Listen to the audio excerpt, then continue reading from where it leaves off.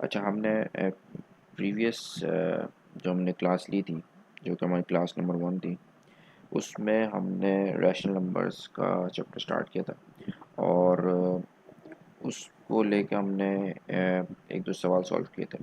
उसी को हम आगे कंटिन्यू करेंगे अपने इस दूसरी क्लास में। और जो पिछली क्लास में मैंने सवाल किया था उसको मैं क्विकली आपको एक दफ़ा रिवाइज़ करवाऊँगा और फिर उसके बाद हम दूसरे क्वेश्चन की तरफ जाएंगे। ठीक है।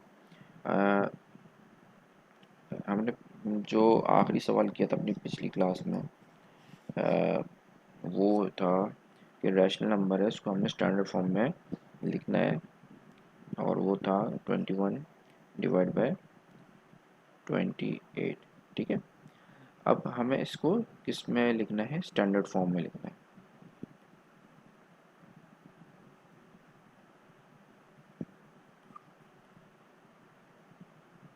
ठीक है, स्टैंडर्ड फॉर्म में हमने उसको लिखना है। अब स्टैंडर्ड फॉर्म का क्या मतलब था कि इसको अ, जो जो भी नंबर आपको दिया जा रहा है फ्रैक्शन का रैशनल नंबर में, इसको हम ये देखेंगे कि हम इसको और इसको रिड्यूस कर सकते हैं कि नहीं कर सकते। अब हम न्यूमरेटर में देखेंगे और डिनोमिनेटर में देखेंगे। इसमें हमें दो वैल्यूज लिखी हुई हैं।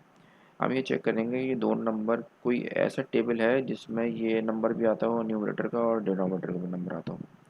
हमने ये कल चेक किया था कि 7 का ऐसा टेबल है कि जिसको हम पढ़ते हैं तो 7 के टेबल में 21 भी आता है और 7 के टेबल में 28 भी आता है। तो जब ये न्यूमरेटर और डिनोमिनेटर दोनों ये नंबर्स किसी एक टेबल में मौजूद हैं तो हम वो टेबल पढ़ेंगे और उसको पढ़ के इस नंबर को रिड्यूस करेंगे। अब वो कैसे किया था हमने? वो हमने इस तरह किया था कि हम 7 का टेबल पढ़ना स्टार्ट करते हैं। 7 1 जार 7, 7 3 7 2 जार 14, 7 3 जार 21। सही। तो 7 का टेबल कितनी दफ़ा पढ़ेंगे कि 21 आ जाए? हमने 3 टाइम्स पढ़ा। ठीक है। और 7 का टेबल हम कितनी दफ़ा पढ़ेंगे कि 28 आ जाए? हम वो पढ़ेंगे 4 टाइम्स। ठीक है। तो हमने इसके ऊपर लिखा था कि 3 डिवाइड बाय 4।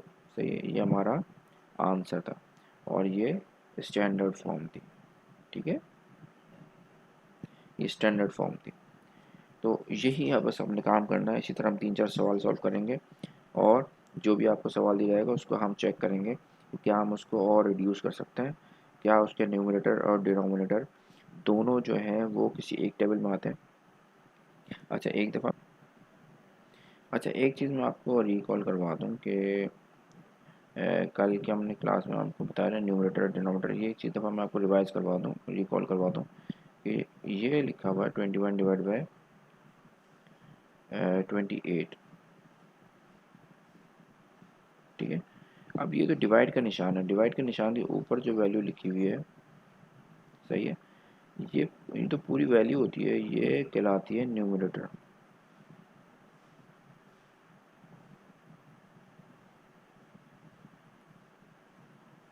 ठीक है। और ये तो डिवाइड के निशान के नीचे जो वैल्यू लिखी हुई है ये पूरी वैल्यू कहलाएगी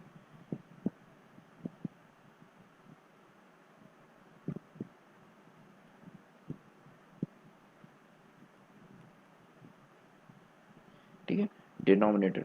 और ये तो ऊपर वाली वैल्यू है न्यूमरेटर। सही है, ये हमने कल की क्लास में पढ़ा था, इसको मैं एक दफ़ा रिकॉल करवा रहा हूँ। अब हम चलते हैं नेक्स्ट सवाल की तरफ जो कि हमारी आज की क्लास में है। अच्छा यही सवाल अगर मैं लिखूँ यहाँ पे विद माइनस साइन। ठीक है, 21 डिवाइड बाय 28 और विद माइनस साइन। ठीक है, इसको मैंने रिड्यूस करना है। ठीक है, तो क्या होगा? अब हम 7 का टेबल पढ़ेंगे। सही है, और हम देखेंगे कि ये 28 जो है और 27 ये दोनों 7 के टेबल में आ रहे हैं। सही है, हम इसका टेबल पढ़ेंगे, 7 का टेबल पढ़ेंगे कि कहाँ तक हम इसको पढ़ेंगे 28 आ जाए। हम इसको पढ़ेंगे 4 टाइम्स, 7 4 आर 28। सही। और 7 का टेबल कितनी दफ़ा पढ़ेंगे 21 आ जाए? 7 3 टाइम्स। सही, 7 3 जार 21। ठीक है। तो अब जो हमारा आंसर ये माइनस लिखा हुआ था इसको हम नहीं इग्नोर करेंगे, यहाँ पे लिखेंगे माइनस। सही है। अब बाकी क्या बचा था? रिड्यूस करने के बाद 3 बचा था और डिवाइड बाय 4 बचा था। तो इस दफ़ा हमारा आंसर है -3/4। ठीक है, आ गई बात समझ में। इधर कुछ भी नहीं लिखा हुआ तो इसका मतलब है कि प्लस और प्लस था। ठीक है, जब कुछ भी नहीं लिखा होता वैल्यू के साथ, तो अगर कुछ भी नहीं लिखा हुआ तो इसका मतलब है कि वो प्लस है, सही है, उसको हम प्लस ही कहते हैं।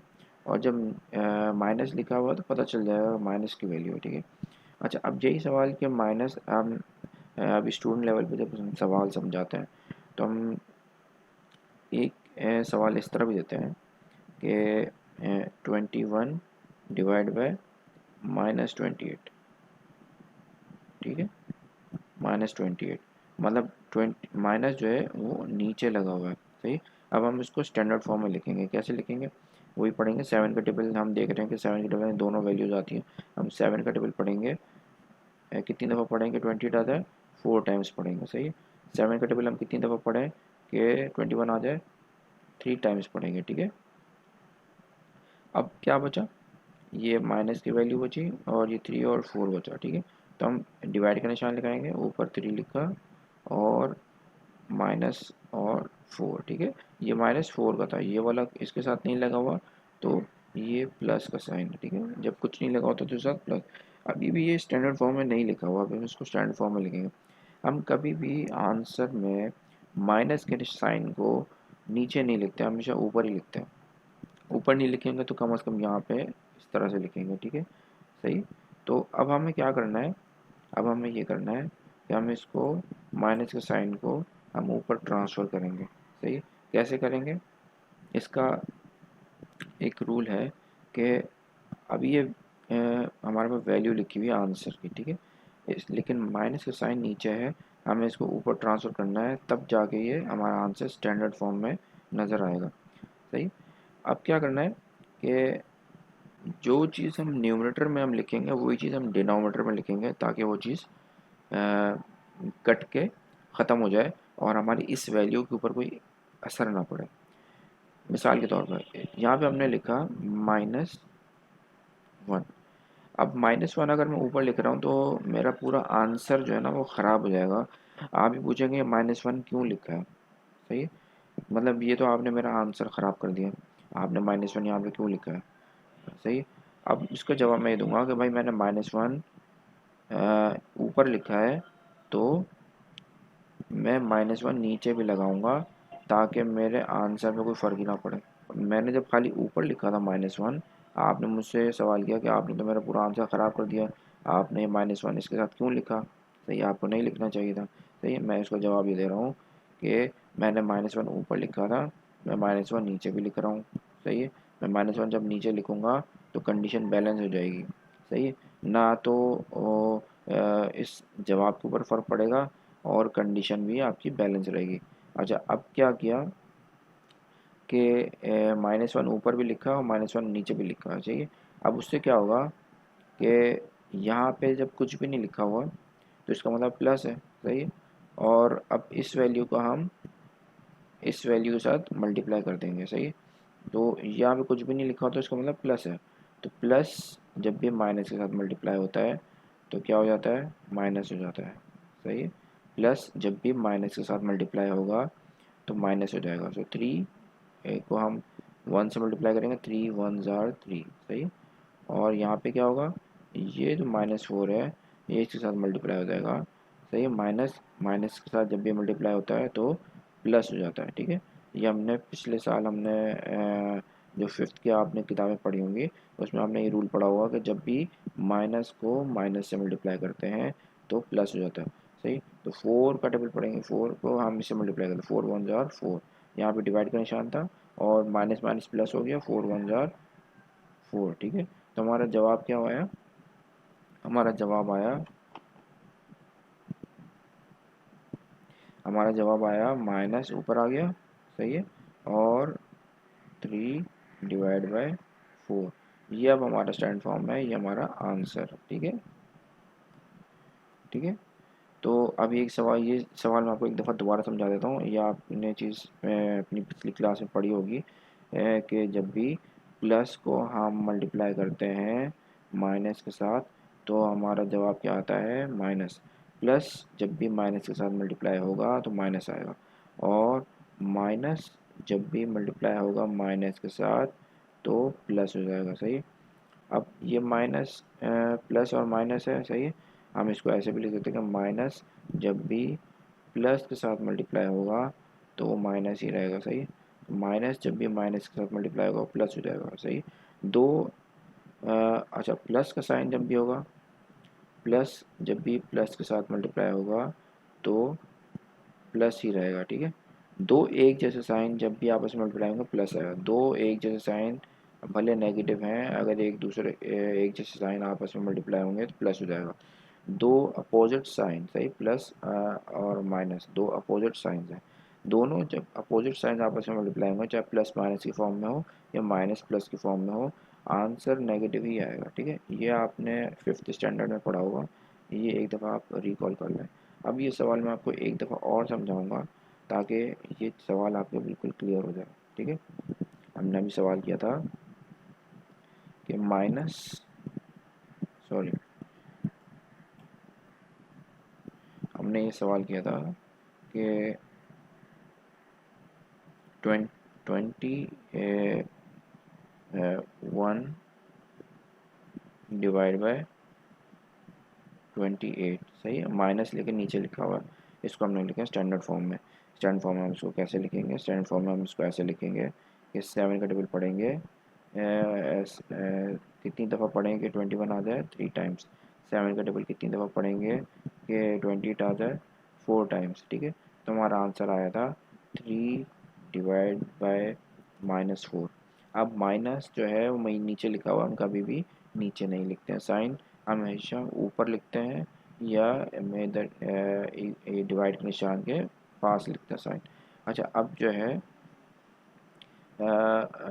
इसको हम स्टैंड फॉर्म में कन्वर्ट करेंगे। हमने आपको अभी ये समझाया था कि ये माइनस से साइन हमने नीचे नहीं लिखना, ऊपर लिखना है। इसको कन्वर्ट करने के लिए हमने क्या किया था, हमने कहा था कि इसको -1 से ऊपर मल्टीप्लाई करते हैं, सही है। फिर आपने मुझसे सवाल किया कि आपने -1 करके तो मेरा पूरा आंसर ख़राब कर दिया, आपको ऐसा नहीं करना चाहिए था, सही है। आपने -1 से क्यों मल्टीप्लाई किया? मैंने जवाब ये दिया कि भाई मैं ऊपर अगर मल्टीप्लाई कर रहा हूँ तो मैं नीचे भी मल्टीप्लाई कर रहा हूँ, ताकि कंडीशन जो है वो बैलेंस हो जाए और मेरे जवाब के ऊपर कोई मनफी असर ना पड़े, सही। तो अगर मैं खाली ऊपर लिखता तो ये ज़्यादती होती, पूरा आंसर मेरा ख़राब हो जाना था। मैंने वही चीज़ ऊपर जो लिखी है वही चीज़ मैंने नीचे भी लिख दी ताकि आपका जो जवाब है वो ख़राब ना हो। अब क्या होगा कि यहाँ पे कुछ भी नहीं लिखा होता तो आप थोड़ी देर के लिए जूम कर लें, कि यहाँ पे प्लस लिखा हुआ है, हालांकि ये कुछ भी नहीं लिखा होता तो इसका मतलब है प्लस का ही साइन है, तो ये +3 था। अब प्लस को माइनस से मल्टीप्लाई करेंगे, ये दोनों वैल्यूज़ जो हैं इनको आपस में मल्टीप्लाई कर लें। आप जो ऊपर है न्यूमरेटर की दोनों वैल्यूज़, इनको आपस में मल्टीप्लाई कर लें। जो डिनोमिनेटर की दोनों वैल्यूज़ हैं इनको आप आपस में मल्टीप्लाई कर लें, सही है। न्यूमरेटर न्यूमरेटर से मल्टीप्लाई हो जाएगा, डिनोमिनेटर डिनोमिनेटर से मल्टीप्लाई हो जाएगा। तो क्या होगा, प्लस को माइनस से मल्टीप्लाई करेंगे तो माइनस आएगा। ये दो अपोजिट साइन जब भी मल्टीप्लाई होती हैं तो माइनस हो जाता है, और 3 1 जार 3, सही है। 3 को 1 से मल्टीप्लाई करेंगे, सही है, और माइनस प्लस माइनस से मल्टीप्लाई होगा, सही है। ये आपका हो गया। अब डिवाइड का निशान लगाएंगे, अब माइनस को माइनस से मल्टीप्लाई करेंगे तो ये क्या हो जाएगा, ये हो जाएगा प्लस, ठीक है। और 4 1 जार 4, सही। तो हम प्लस को तो लिखते ही नहीं है, सही, खाली माइनस को लिखते हैं। हम ये लिखेंगे कि -3 डिवाइड बाय 4, ठीक है। अब ये इससे ज़्यादा रिड्यूस नहीं हो सकता, और माइनस का साइन भी हमने ऊपर लगा दिया तो ये हमारा आंसर है, ठीक है। तो ये आज की क्लास में हमने पढ़ा कि हमने माइनस वाले सवाल सॉल्व किए, और हमने ये भी रिकॉल कर लिया कि साइन को जब दूसरे साइन से मल्टीप्लाई करते हैं तो हमारे पास क्या जवाब आता है।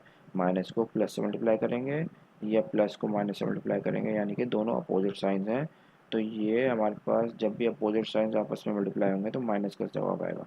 इसी तरह जब दो सेम साइन जैसे माइनस माइनस और प्लस जब भी ऐसे सेम साइन आपस में प्लस मल्टीप्लाई होंगे तो जवाब हमेशा हमारे पास प्लस में आएगा, ठीक है। जैसे -3 को -3 से मल्टीप्लाई करेंगे तो क्या आएगा, माइनस माइनस प्लस, और 3 3 जार 9, ठीक है। और इसी तरह -3 को आप +4 से मल्टीप्लाई करेंगे तो क्या जवाब आएगा, माइनस प्लस माइनस, और 3 4 जार 12, ठीक है। तो ये आपके पास इस तरह से जवाब आएंगे। तो अच्छा स्टूडेंट्स, आज की क्लास ख़त्म होती है। अब हम नेक्स्ट क्लास में इन्हीं सवालों को आगे कंटिन्यू करेंगे और अपना रैशनल नंबर का जो चैप्टर है उसको हम आगे बढ़ाएंगे। ठीक है।